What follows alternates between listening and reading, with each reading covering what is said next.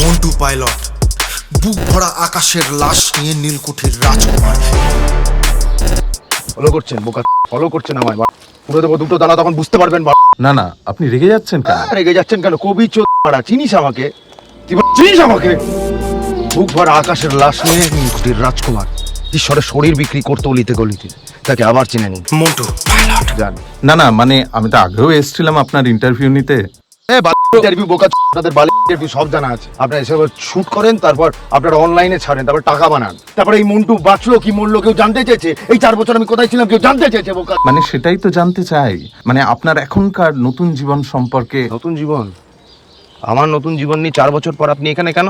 আর ওইসব নতুন জীবন না আপনাদের হয়, আমাদের না। আমাদের শহরে ওইসব নতুন জীবন হয় না।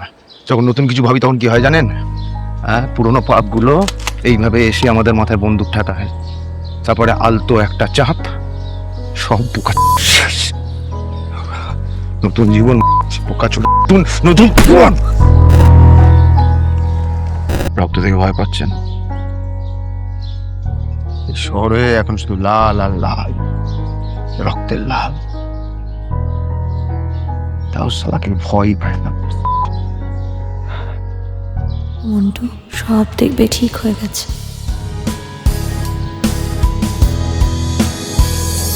ভ্রমর।